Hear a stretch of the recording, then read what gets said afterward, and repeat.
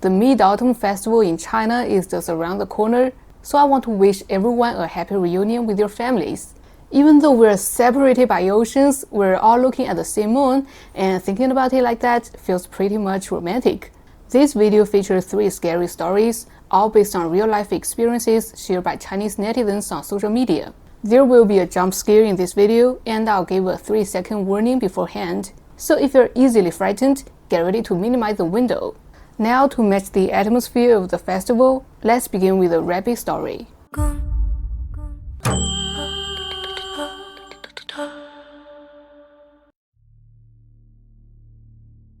I'm a truck driver working in the Tieling forest area of Heilongjiang province. On August 11, 2000, I set off early in the morning to deliver some supplies. The round trip was about 140 kilometers, all through mountainous terrain.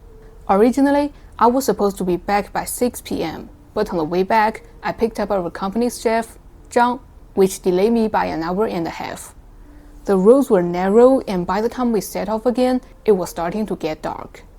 I was driving and chatting with Chang'e when, as we got to a bend in the gorge, he said he needed to take a leak. I pulled over to wait. A few minutes later, Chang'e came running back excited, saying he found a big rabbit in the woods. He rummaged through his stuff, grabbed a kitchen knife, and ran back out. Out of curiosity, I followed him. When I caught up, Chang'e was holding the rabbit by its legs in one hand and gripping the knife in the other, heading toward the river. The rabbit was huge, probably around 20 pounds, with blood dripping from his head. Chang'e told me that, before becoming a chef, he spent 3 years working in the kitchen and was so good with a knife. He could throw it like a dart. Apparently, that's how he killed the rabbit. He taught the rabbit by the river and was about to head back to the truck to grab some seasoning for roasting it.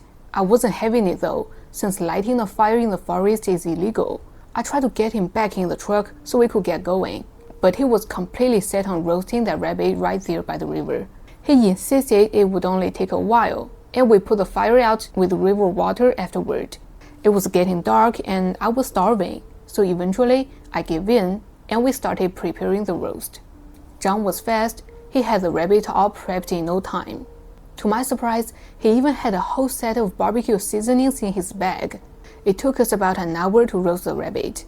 The meat wasn't that great, too tough, with a strange earthy taste that made it hard to eat. By the time we finished, it was pitch dark. We doused the fire and buried the bones before heading back to the truck. That's when things went wrong. For some reason, the truck wouldn't start. It was weird because it had been working fine before. Chang'e held the flashlight while I checked under the hood, and I found the battery cables were all soft, almost melted.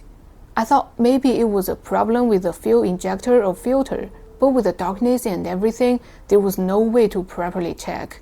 Back then, cell phones weren't really a thing yet, so we couldn't call for help. After trying to fix the truck for nearly 40 minutes with no luck, our flashlight batteries were about to die, and the truck still wouldn't start. Chang'e and I agreed to wait in the truck, hoping a passing vehicle would come by. Worst case, we sleep in the truck until morning. We turned off the flashlight and sat there in the quiet. The night in the mountains was eerie. Everything was still, with only the sound of cicadas, flowing water, and the occasional bird. Every now and then, we'd hear something rustling through the underbrush, which sent chills down my spine.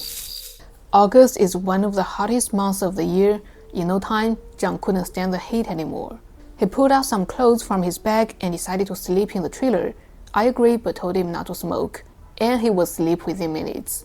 I couldn't sleep though. I need to keep trying to start the truck. At least I could call for help if anyone passing by. Unfortunately, my persistence didn't work. So after a while, I dozed off in the driver's seat. I don't know how long I was asleep, but suddenly, I felt something strange. I couldn't move at all. My whole body felt weightless, like I was floating. At the same time, I had this intense nausea, like there was a rock in my stomach. Just when I was struggling to move, I sensed something standing still behind me. It was a huge furry creature, like some kind of huge animal, just pressing right up against my back. And I could even feel its temperature. I was shaking, unable to speak or open my eyes. I couldn't breathe properly, and my limbs were completely numb. After what felt like an eternity, I started to hear this weird music. like a jingle, but the rhythm was off. Then I saw, out of the corner of my eye, a little boy about 7 or 8 years old, standing 5 or 6 steps away. He was bald, wearing a white tank top and shorts with black cloth shoes. He was really skinny and facing away from me, humming something I couldn't understand. Every now and then, he'd move to the rhythm of the music. As he turned toward me, I panicked and desperately tried to wake up, but I couldn't. He slowly walked over to me, still humming, and looked me up and down like he was inspecting me. His face got so close to mine at one point, but I still couldn't make out his features. The whole time, he kept singing something I couldn't understand. Then, out of nowhere, he lifted his foot and stepped on my face. I could feel the rough texture of his shoe. It wasn't painful, but it was like he was using me as a step. Suddenly, I could move again, and I shouted, jerking awake. When I came to, it was still pitch black, and I was drenched in sweat. I cranked the window open, letting in some fresh air to clear my head, realizing it all had been a nightmare. But then, I heard the humming again, the same song from my dream. Panicked, I grabbed the flashlight and looked around, spotting a shadow near the front of the truck. I shone the light on it and saw Chef John standing there with a checkered blanket draped over his shoulders, one foot on the stone, shaking. I thought he was just taking another bathroom break, so I called out to him, but he didn't respond, just kept humming something, as the body swinging with the rhythm. I got out to check on him, but when I shone the light on his face, it scared the life out of me. His whole face was scrunched up in pain, eyes shut tight, and blood smeared all over him. He was holding a stone to his chest with one hand and jabbing a stick into his face with the other, making it bleed even more. My heart nearly stopped. John looked exactly like the kid from my nightmare, even humming the same tune. I stood there frozen, watching him as he kept stabbing his face. I finally gathered the courage to push his arm, and as soon as I did, he stopped humming and collapsed forward like a puppet with his strings cut. He hit the ground hard, stiff as a board. Jesus, was he dead? Panicking, I shook him a few times, and to my relief, he groaned. I somehow managed to drag him back to the truck. His whole body was limp, and he didn't seem to feel any pain, even though his face was a bloody mess. I wiped his face with some water from the river, and he slowly came to, but when I asked him what happened, he just shook his head slowly. Finally, around 7 a.m., a police car drove by, and I flagged it down. The officers were startled when they saw us, thinking we'd been in a fight or something. John was barely coherent, and I was too shaken to explain what had happened, so they took us both to the station. After explaining everything to the police, they finally understood what had happened. Around noon, the manager from our forest station came to pick us up. By the afternoon, John woke up. The police asked us both what had happened, and since our story matched, they let us go. I went with John to the clinic to get his wounds treated. I asked him if he remembers holding a rock and stabbing himself with a stick in the middle of the night. He told me he had a dream where he was eating and watching a show, chatting with people next to him. Later, while getting more food, he slipped and fell. After that, the next thing he knew, I was helping him back to the truck. But that night, John passed out again, this time even worse. The company had to send him straight to a big hospital. He was diagnosed with forest encephalitis, and suddenly everything made sense. My nightmare, the dizziness, the nausea, it was all because I had been in the early stages of the same viral infection. Luckily, my immune system fought it off, but John wasn't so fortunate. John slowly recovered, but he was left with lasting side effects. He definitely couldn't go back to being a chef. As for me, I went back to driving, but ever since then, I haven't tried rabbit meat. And every time I pass that river bend, I never stop to pee anymore. Alright, this story can be explained scientifically. First, the chef got encephalitis, which caused those strange noises. Then, while the poster was asleep, he unconsciously heard these sounds, and their brain turned them into the singing boy in the dream. It all makes sense. But through this story, I still want to tell everyone, unless it's an emergency, don't eat wild animals. First off, they carry a lot of unknown viruses and bacteria, many of which can be deadly to humans. And secondly, in Chinese folklore, Unusual animals in the forest, like the 20-pound rabbit in this story, or especially beautiful deer, are often thought to be some kind of goblin or the incarnation of mountain gods. If you eat them, you're definitely in for bad luck.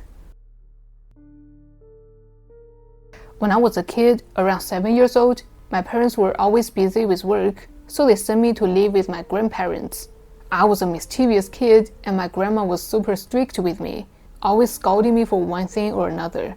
Because of that, almost every night, I'd hide under the covers and quietly cry, missing my parents until I eventually fell asleep. One night, as I was crying again, I suddenly heard a faint crying sound from outside my window. It sounded like a baby, soft and innocent. I got curious and crawled back to the window to peek outside, but all I could see was pitch black darkness.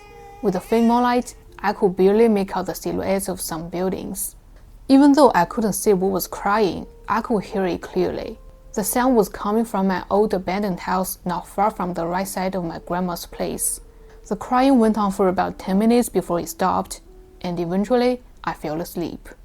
The next day at school, I told my friends about it. We were all freaked out but super curious.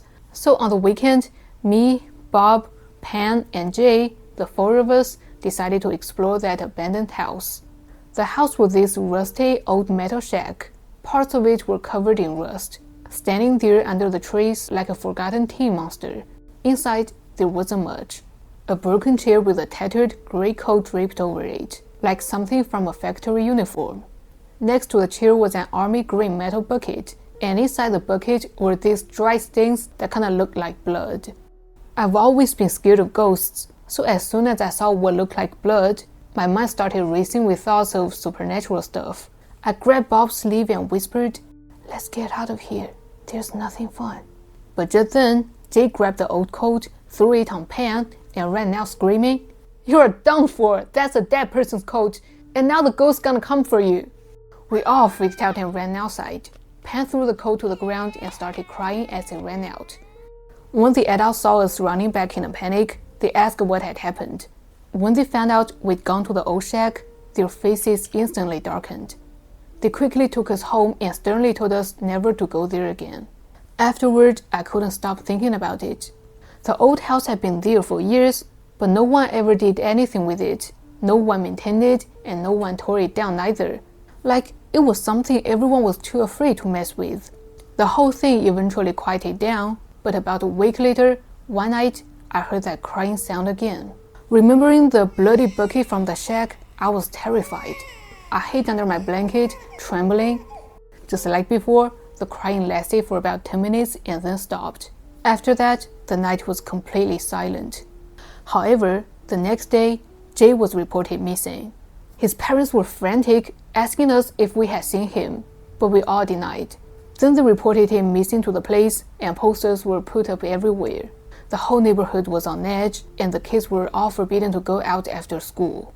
3 days later, one afternoon, I was at home doing homework.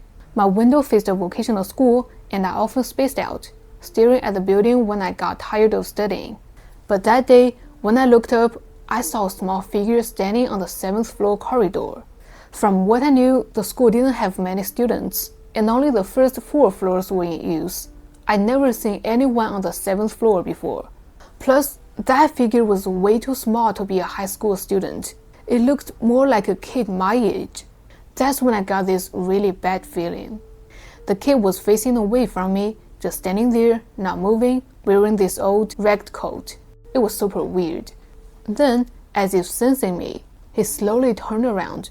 I burst into tears instantly, because it was Jay, and he was wearing that same tighter coat from the shack. I ran out crying, telling my grandma what I saw. He ran to the window to check, but by the time she looked, Jay was gone. My grandma quickly told his family, and we rushed over to the school. But when we got to the 6th floor, we realized the stairs leading to the 7th floor were blocked by a locked iron gate. The gap between the bars was way too small for a 7-year-old to squeeze through. Jay's parents asked me again if I was sure about what I saw. I nodded firmly. In the end, they found the school security guard and asked him to unlock the gate. The guard was surprised and said it's impossible for anyone to get up there, because only an old security guard had the key. and even the staff like him can go up. Jay's parents were desperate, begging everyone to help save their son. Finally, they called the old security guard to come and unlock the gate. When he arrived, I explained what I had seen, and his face suddenly went pale. It was like he was struggling to make a tough decision. He told my grandma and me to head back home, then unlocked the gate and took Jay's parents to the 7th floor. The next day, I heard from my grandma that Jay was dead. They found him on the 7th floor, but the time of death was the day after he went missing. I was beyond terrified. None of it made any sense. Was it all because of that old shack, or was it that coat? When I thought about Jay standing on the 7th floor wearing that coat, I was terribly scared. I cried to my grandma, confessing everything we'd done at the shack and how I was scared the ghost would come for me next. My grandma scolded me at first, but then she comforted me, letting me take some time off school to rest. Later, word of what happened spread through the neighborhood. People started saying I could see ghosts, and parents stopped letting their kids hang out with me. Only Bob and Pam secretly wrote me notes, still talking to me. Strangely, after that, I never heard the baby crying again. But it wasn't over. A year later, one night, I was doing homework in my room when I suddenly heard a tapping sound on the window behind me. I turned around and saw something I'll never forget. A baby's face pressed against the glass, smiling at me with its twisted, eerie expression. Its mouth was stretched wide, and its whole face was squashed, like he was trying to push through the glass and get inside. I screamed and ran to the living room, throwing myself into my grandpa's arms, shouting, "Ghost! There's a ghost!" Grandpa rushed to my room, and he saw the face too. He froze for a second, clearly scared. I cried even harder. Then he started shouting at the window as if he was scolding someone, threatening to hit them. After a while, he patted my head and said it was gone. I looked up, and sure enough, there was nothing there anymore. That weekend, my parents came to visit, and after hearing what happened, they decided to take me home just to be safe. After that, nothing strange ever happened to me again. I think that baby was some kind of goblin, because if it were just a baby spirit, it would have moved on to reincarnation after taking Jay's soul, which we often call it finding scapegoat in folklore. But it came back a year later to find the poster. I think it was more like an evil entity taking away people's souls to gain power. Maybe that's why no one in the village dared to touch that old shack, because messing with it will bring some kind of terrible revenge. On May 7th, 2012, a user named Yingyinglianhua posted a thread on Tianya forum titled, "Urgent help, what's going on? Were we cursed? Need advice." Hear the story, and I'll tell it from the first-person perspective. Yesterday, my mom, sister, and I took 3 kids to a small park to play. Just as we were about to sit down at a stone table, a man and a woman dressed in old-fashioned Chinese clothes suddenly walked over and sat down across from us. At first, they were just talking to each other, so we didn't pay much attention. Then, one of them pulled out a green piece of paper with strange symbols on it from their bag. They also took out a few triangular objects, lit them, and placed them on the green paper in a triangle shape. While chanting something we couldn't understand, they took a small bell and waved a metal stick at each of us. Next, they burned 2 more pieces of paper right on the stone table. Strangely, there was no wind, but the ashes still somehow blew toward us. My mom seemed to realize something was wrong, so she picked up my nephew and walked away. But the person kept waving the metal stick in her direction. My sister and I were frozen in place with the other 2 kids. After chanting a bit more, the person suddenly turned to his companion and said, "Let's go, don't look back." They hurried off, leaving us sitting there, totally confused. After that, we all started feeling really off, but we couldn't say exactly what was wrong. The older child seemed really out of it, and the 2 younger ones were crying and acting super fussy, which was unusual since they are normally really well behaved. Even when we finally managed to get them to sleep, they'd wake up at the slightest sound and started crying again, which was exhausting for us. Today, we took them to the hospital to get checked out, and the doctor said they were fine, except for a little anemia. But before this, they were perfectly healthy and well-nourished, so how did they suddenly become anemic? Could this have something to do with what happened yesterday? Does anyone know if we were cursed? How serious is this? Back in those days, Tianya forum had a huge number of active users, so the post quickly grabbed everyone's attention. Some people thought those two were just crazy and not worth worrying about.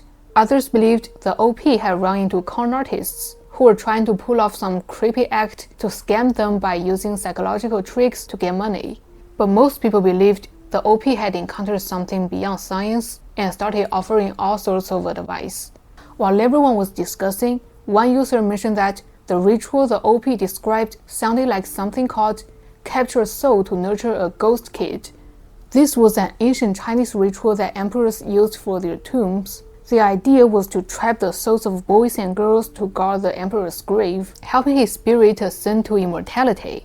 Of course, no one does that kind of thing anymore, but the two people in the park might have been hired by someone, and they hadn't found the right people for their ritual. So when they ran into the OP's family, they might have been desperate and decided to target the kids. Another user suggested the OP check the palms of the kids' hands, look at the left hand for boys and the right hand for girls. If there were any dark veins, the kids must be in trouble, and the user also warned that if the kids' symptoms suddenly disappeared, things would get complicated. When the OP checked, he found a dark bruise-like mark on the palm of the boy's left hand. Worse, it eventually turned black, and he developed a high fever that wouldn't go away, not even with hospital treatment like IV fluids. Then around 1 a.m., the boy's fever suddenly broke. He stopped crying and fussing, his energy came back, and he had a good appetite again. But even though he seemed better, something was still off. He would often stare into space and smile at nothing. This made the OP remember the user's warning, and she panicked. She immediately went back to the forum to ask for more help, but after that, she disappeared from the forum. It wasn't until May 17, 2012, 10 days after the incident, that the OP posted another thread on Tianya titled Urgent Help, Worry Cursed, Follow-up. Here is the original post, which I'll continue telling in the first person. It's been a while since everything happened, and it all feels like a dream. During this time, I felt the warmth of kind people, but also had others doubt my story, thinking I was making this up. Either way, I want to take this chance to bring closure to the whole incident. After I posted my first story, I received a private message from a Tianya forum user who recommended a spiritual healer to me. The healer had told me not to share her personal details, so from here on, I'll refer to her as the Master. On May 15th, we got in touch with the Master, who instructed us to prepare a metal pot, a new plate, and some fruits for an offering. The next morning, it was lightly raining when the Master and her driver arrived at our apartment. After sitting down inside, the Master suddenly slapped my forehead. At that moment, I felt a pop in my ears and my mind instantly cleared. The exhaustion and fog I'd been feeling for days vanished in an instant. Then the Master placed the metal pot on the balcony and set up a small wooden frame made of sticks she brought with her, adding a few drops of cooking oil on top. Meanwhile, the driver kneaded a large dough ball using a flour-like substance. Once the wooden frame was ready, the Master shaped part of the dough into a little human figure on the plate. As she did, she told me to think about the events of that day and the two people we'd encountered in the park. She then hung a Tibetan tanka in the living room, surrounding it with small bronze lamps and bowls of water. The atmosphere in the room changed completely. It felt lighter and clearer. She lit some incense that smelled like herbs and walked around the room, chanting while letting the smoke cleanse every corner. Afterward, the Master sat in front of the pot and began reciting mantras. 10 minutes later, the driver lit the wooden frame inside the pot, and as the Master chanted, she started throwing small, black sesame-like seeds into the fire. Then, she used a small pyramid-shaped mallet to chop the dough figure into pieces, chanting loudly as she did. She threw each piece into the fire, adding thorny plants that created sparks. At this point, the atmosphere grew intense and eerie. Suddenly, we heard a loud bang from the kitchen. We all jumped because no one was in there. My husband rushed over to check, but everything seemed fine. The Master remained calm and asked the driver to bring her another bag of grains, which she threw into the fire. As the grains hit the flames, they popped and released a smell like burnt skin. Later, my family confirmed they had smelled it too. After all the dough pieces had been burned, the Master kept chanting until the fire died out. She warned us not to touch the ashes until they had completely cooled, and we were to scatter them in a place where no one would walk over them. The master then made another human figure from the remaining dough, this time adding strands of my child's hair and nails inside it. She also made several small pyramids, about 20 centimeters tall, and dyed them red with some kind of powder. She took these pyramids into the bedroom and lit a large butter candle near my baby's crib. For the next 30 minutes, she read from a thick scroll of scripture while the candle burned. After finishing, she asked my husband to take the red pyramids downstairs and throw them toward the northeast, the direction where the incident happened. It was incredible. I had never told her the location of the park. How did she know it was located in the northeast? The master continued chanting for nearly 2 hours, and during that entire time, the baby remained calm, not crying or fussing, which was unusual. Once she finished, she gave us strict instructions. We had to keep the candle burning without letting it go out, and we couldn't let the baby leave the room or open the curtains until the candle had fully melted. She also said that the baby would be fine once he called out "Mom" again. That's when I realized that through all this, he hadn't called me mom once, except for his crying. Early in the morning on the third day, just before dawn, the baby suddenly sat up in bed and said, "Mom, hug." We were all stunned. I couldn't hold back my tears anymore. I knew then that everything was finally okay. Before leaving, the master placed a yellow silk scarf over the baby and gave him her own protective amulet, saying, "I have a special connection with this child. This will protect him from now on." The ritual was complete, and the master refused any payment, saying it wasn't right to accept money for such thing. That was the end of it all. We were incredibly fortunate to have met so many kind people. We didn't spend a single cent, and we gained so much from the master. Thank you to everyone, and we're forever grateful to the master.